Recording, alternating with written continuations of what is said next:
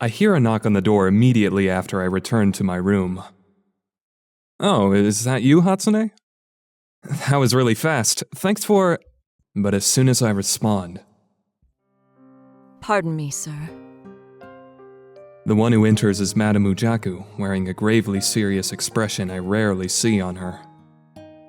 Sorry, but Hatsune's still downstairs. Her face is still grim. Hey, madam. I hurriedly correct my posture. Well, I suppose this is a good time for me to apologize to her. I'm really sorry about causing you all this trouble recently. Yeah. It's really unlike her to look this depressed, since she's usually so cheerful.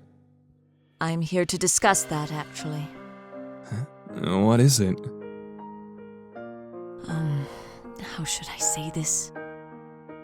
After a few moments of silence, she opens her mouth and says, I'd like you to leave the Yuki Shiro. Huh? Naturally, I'm at a loss for words. Those were the last words I was expecting to hear out of her mouth. The sooner the better, if at all possible. I'd like it if you could get out sometime tomorrow. She says this quickly, with her eyes averted. But that's... so sudden. I'm finally able to choke the words out. I know. I've had Toji arrange some living quarters for you, so you needn't worry about that. Could you at least tell me why? Why now, of all times? Let's see. You've noticed, right? It's not just us who have been affected. Recently, this entire neighborhood... Yeah. I noticed, but I hadn't put the pieces together. The murders, the low amount of customers we've been getting. Then there was that pack of policemen that came to my establishment. This is just how our industry works. Some of the customers care about this sort of thing. I mean, I'd be fine with it if it were just that, but... There's still something else? Our union sent out a notice. Somebody's put out a petition. They're saying that the establishments in this neighborhood are causing everyone grief. That's... Well, anyone can see that business hasn't been so hot these last few days. I'm not saying that everything's your fault, sir. We've had fewer and fewer customers ever since those murders. However... She stops to sigh. Scapegoat may be a bad way to put it, but... Everybody's just been waiting for a chance to lash out and release their frustration at the first sign of someone doing something wrong. I see where this is going. And since I got hauled away as a murder suspect... It's okay if you hate us for this. I mean, we're just catering to our own selfish interests. Nah, I don't. Not in the slightest. I'm already thankful that you guys took in an outsider like me for a whole year. When you put it that way, She trails off into silence, unable to continue. All right. I'll get my things together and be out of here by tomorrow morning. I'm really sorry. I'm just a good-for-nothing coward. Madame Ujaku bows her head deeply.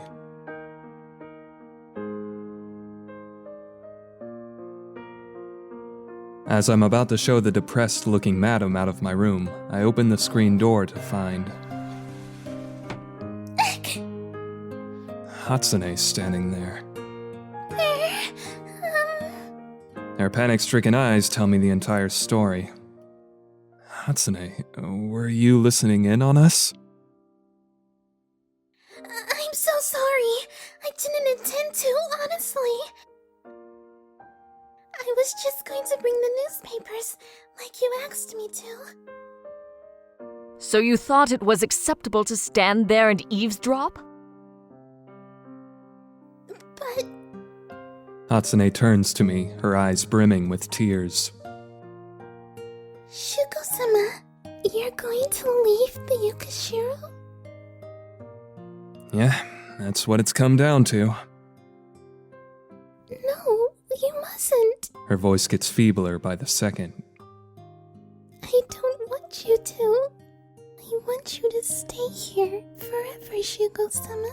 Huh? Hatsune, stop this selfishness! Madame Ujaku censures Hatsune sharply. You heard, right? We have no choice. You're making things awkward for him, you know.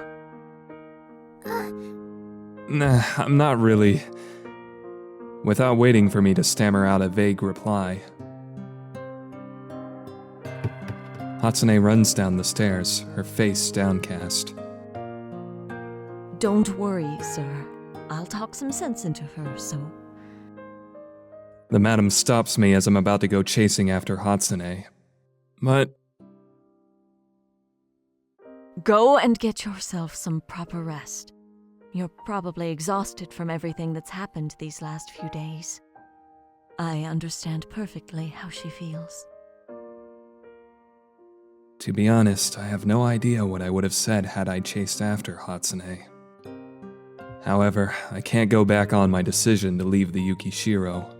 Yeah, you're right. I'm riddled with a sudden sense of helplessness. I'll leave her to the madam. I bow my head to her. Thank you for doing this. Nah, it's just part of the job. She flashes me a wry smile. See you later, sir. I'll have her drop by again to say goodbye. Madame Ujaku vanishes down the stairs, chasing after Hatsune. The newspapers that Hatsune brought up to me lie scattered in a corner of the hallway. She probably gripped them tightly while eavesdropping. They're covered with wrinkles and creases. I pick them up and return to my room.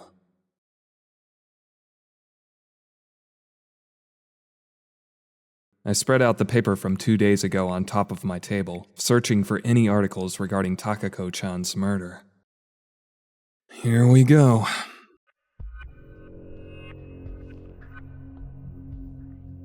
The evening paper from February 17th. Around 6 a.m. that morning, the corpse of a student named Ayasaki Takako was discovered by the gates of Kaio Academy, located in the Taito ward. The cause of death was massive blood loss. There were stab wounds in her abdomen caused by some sharp-bladed instrument. The corpse discovered was displayed in a bizarre state. The investigation has still not released an official statement at this time. My chest aches when I see the photo. God, that's brutal. Takako-chan's corpse impaled on the gatepost of Kaio Academy. A gruesome sight indeed. A wave of remorse roils up from the pit of my stomach. It practically makes me nauseous. Takako-chan. If I had only accepted her at that time, I might have been able to save her. I'm racked with the same pointless feelings of regret I felt when Rin died. Those memories gradually make my heart feel more leaden. The morning edition from February 18th. The police have apprehended a critical suspect in the murder of a female student, a man she had a relationship with. The police are considering the possibility that the murder was motivated by complications in their love affair. The victim was a direct descendant of the Ayasaki group, which is well connected in the business world of Tokyo. The police are also pursuing the possibility that it may have been related to her background. The case in Izumo suddenly pops back into my head when I first met Takako-chan. The vast fortune of the Ayasaki family certainly is attractive enough to merit someone committing murder over it. However, the state of the corpse itself. Things just don't add up here. The way they displayed her corpse doesn't jive with the motive, especially if they were after the family fortune.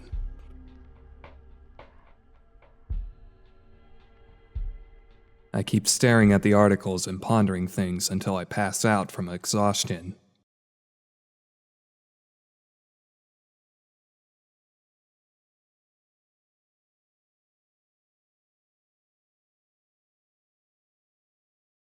Dawn breaks after my final night at the Yuki Shiro. Good morning, Shugo-sama. Ah, yes. It's that gentle morning greeting I've gotten used to hearing over this past year.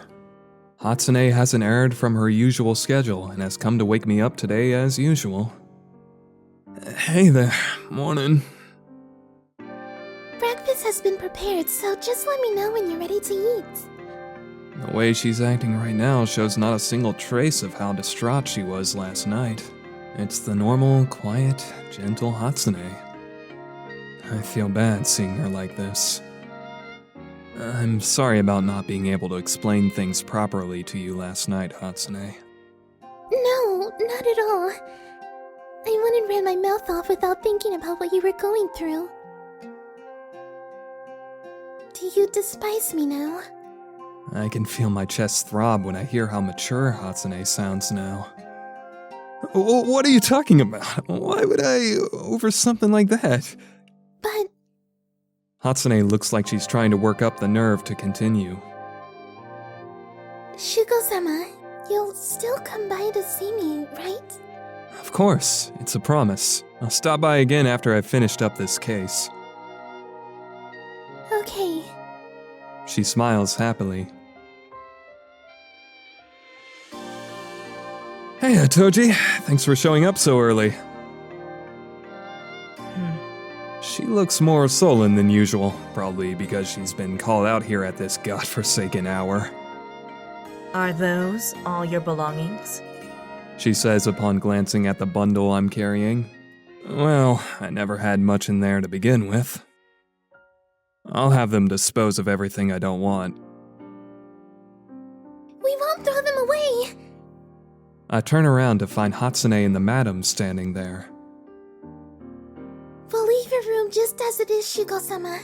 You come back anytime, you hear? Oh, come on. Don't look so worried. Madam Ujaku pats Hatsune on the head, a wry grin on her face. Have you come to say goodbye? Nah, are you kidding me? I'm just taking a stroll outside. She turns to face Toji. Sorry about making you do this on such short notice. No worries. Wasn't it difficult finding a nice place this time of year? You can find one right away, if it's not so nice. Toji retorts, stone-faced. Oh there, you did find me somewhere habitable, right? It has a roof, and the walls aren't in any danger of falling down. That's more than sufficient for you, Shugo. Not like I'm in any situation to complain, but I sigh quietly to myself.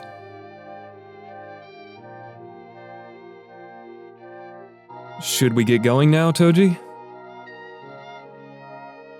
She gives me a silent nod. The madam chooses that moment to give my sleeve a tug. Before you go, there's something I need to talk to you about. She pulls me over to the side of the road. Huh? What is it, madam? Actually, it's about that Kazuna girl. Now that you mention it, I haven't told Kazuna that I'm moving. If she comes here, could you please tell her my new address? Sure, I don't mind, but... She lowers her voice. Do you intend to start a relationship with her from here on out? Huh? I think you already know this deep down inside, but she's a very respectable girl.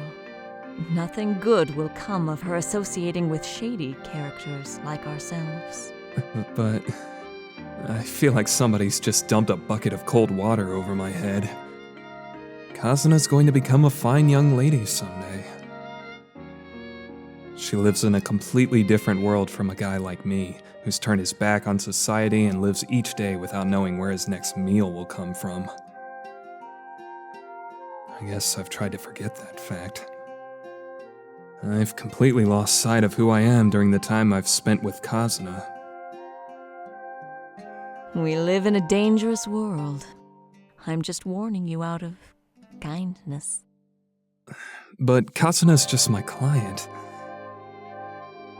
No, there's no need to make excuses in front of me. It's plain to see what's going on between you two when you're together. But...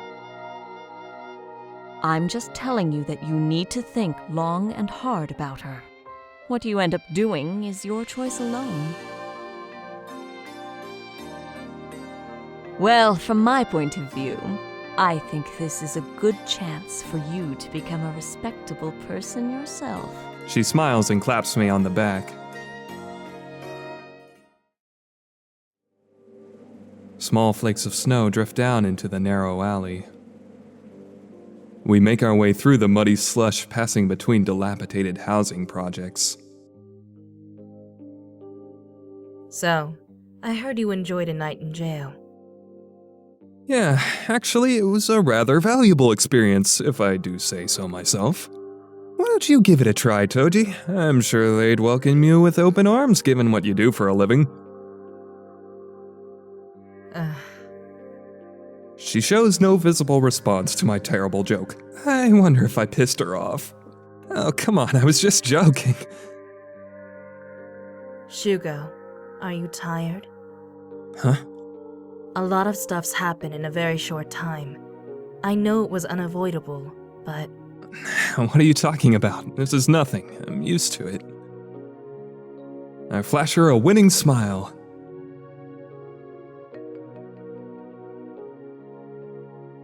We wind our way around several corners of this labyrinth, finally arriving at a dead end. Here it is. It's a squat, two-storied wooden building with a rusted iron roof. It looks like crap on the outside, but the interior is clean. In we go. Toji quickly vanishes inside. I ascend the dimly lit staircase. The wooden floor creaks each time I take a step. Damn, it's quiet in here. Does anybody else live here? Yeah, they're probably asleep. The residents of this area are all pretty much nocturnal. What a dangerous neighborhood. Great, I'm shacked up with a bunch of gamblers and drug dealers now. What are you talking about? They're people, just like you and me. Here we are. Toji stops in front of the door at the end of the hallway and tosses a key to me. Thanks. I catch it and open the door. Well, you'd never expect to see such a clean room in a building that looks like it's falling apart on the outside. It's surprisingly tidy. I picked something that looked like your old room. I thought you'd feel more at home that way. Well, you're right about that. I pull my clothing and daily necessities out of my luggage. I've already secured all the furniture and things you'll need for the time being. Feel free to use all of it. I take a look around the room. I'm pretty grateful. There's a dresser, bookshelf, and futon already arranged in the room. They're things that would have cost me quite a bundle if I were to purchase them myself. That was most kind of you. Damn, you're good. Well, of course. This much was nothing. Man, you'd make a great wife, Toji. What? What the hell are you talking about? Well, here's something you don't see every day. Toji in a panic. You pay attention to all the little details, and you're good at cooking, right? You're pretty domestically oriented. Well, you're not bad looking either. If only you could do something about that personality of yours. Are you making fun of me? How rude. I'm not making fun of you. Well, I suppose it's more good-natured teasing. Shugo? Toji glares at me silently. Oh, are you mad? I don't like it when people joke around like that. She averts her eyes. We spend the rest of the afternoon shopping around for food and other little sundries necessary for daily life. Shugo, how about some miso? Did you buy miso? Not yet. I see. As a matter of fact, there's a shop up ahead I'm a regular at. The people there use great fungus to make top-quality miso. You should stop by and get some. They'll give you a discount if I put in a word or two. Toji keeps on insisting stubbornly. For some reason that I cannot comprehend, she's obsessed with miso. I don't need anything that expensive. After all, I can't even cook for myself. What did you say? You're gonna starve, then. I'll just forget the hunger pangs by drinking myself to sleep. Besides, there are a bunch of restaurants around here. Are you an idiot? She says in all seriousness. You'll get sick in no time if you live like that. Oh, can it? You're exaggerating. No, you're buying some miso. Come along, Shugo. I told you I don't know how to prepare it! I'll come over every day and prepare your meals. Huh? She says that so softly I can barely even hear it. What are you going to do every day? Come over and prepare your food, I said. I knew you'd make a great wife someday. Wife? I suppress a smile as I see Toji acting all flustered. It's been a while since I've felt so at peace. We return to my new home, my arms full of things we've just purchased. The wounds on my left arm haven't completely healed yet, so carrying it all was more tiring than I expected. Shugo, let me take care of that. You're making me nervous. It looks like you're about to drop something at any moment. Come on, Toji, don't say that. My eyes unconsciously flick over to her single arm. Toji's just as disabled as I am. No worries. I'm twice as strong as you are. Now I really can't be handing stuff over to you after you've said that. Oh, so you're one of those guys who obsesses over male honor? Pathetic. Anyway, why on earth did you have to buy so much alcohol? Isn't it heavy? It's damn cold. I have no choice. I warm up by drinking. The Russians deem it a magnificent way to ward off the cold. Just turn on the damn heater. Did you forget that there's a kerosene stove in this room? I bought it just for you. Oh, right. You know... She heaves a deep sigh of exasperation. That aside, the real problem is this miso. There's so much here that I probably won't be able to finish it all within a year. Miso is great, damn you. Seriously? Toji suddenly looks away. Oh well, everybody has their own obsessions. I'd best refrain from prying any deeper into hers.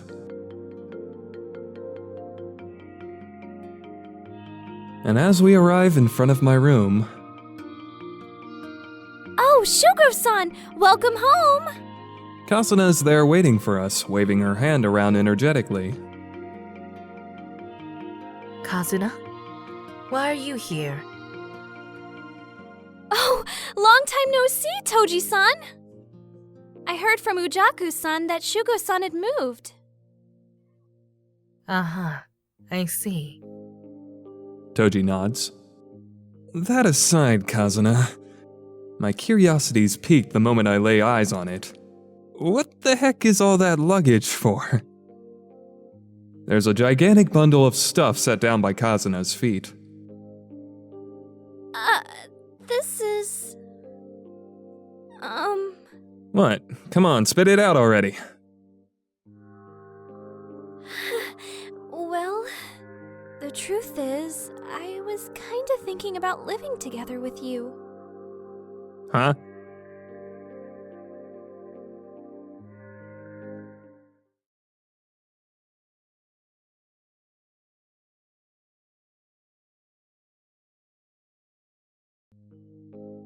The room's charged with an odd tension. Kazuna hangs her head, a serious expression on her face. Toji, on the other hand, sits there sipping her tea nonchalantly.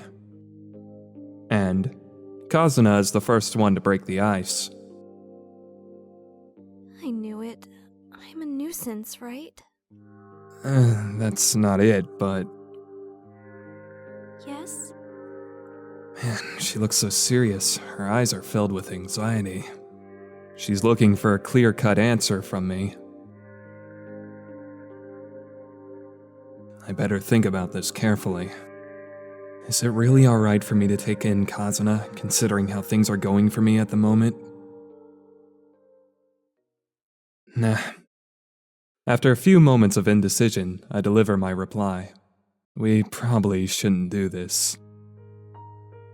There are too many loose ends I have left unresolved, mainly revolving around all these things I'm wrapped up in. Yaginuma smiled as he informed me that all their suspicions about me hadn't been cleared up yet. From the way he acted during my interrogation, I can imagine that those aren't just words uttered by a sore loser. The cops have me targeted as their prime suspect. If Kazuna starts living together with me, she might get sucked into this whole mess as well. If anything, I want to prevent that from happening. And above all else, there were those 2 girls I wasn't able to save. I have to solve these murders for Rin and Takako-chan. At the very least, I have to get that done. But why?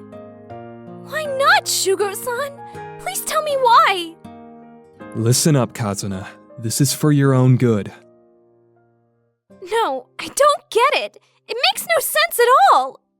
I made up my mind when I was waiting for you to be released from jail, Shugo-san! I vowed that I'd protect you and never leave your side!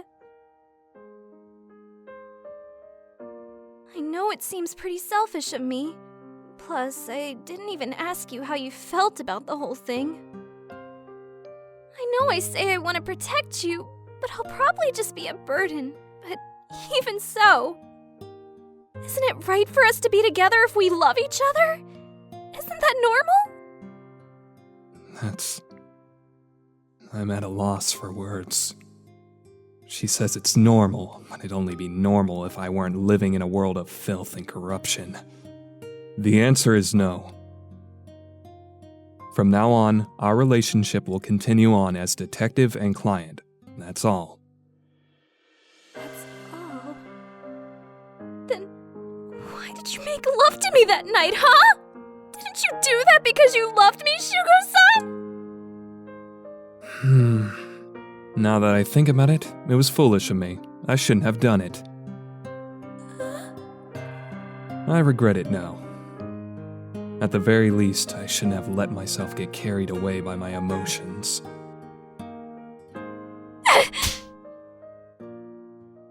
A sharp pain lances through my cheek. Kazuna grabs her quivering hand in shock, as though she can't believe what she's just done. I'm sorry. No, don't apologize. You'll just make me more miserable.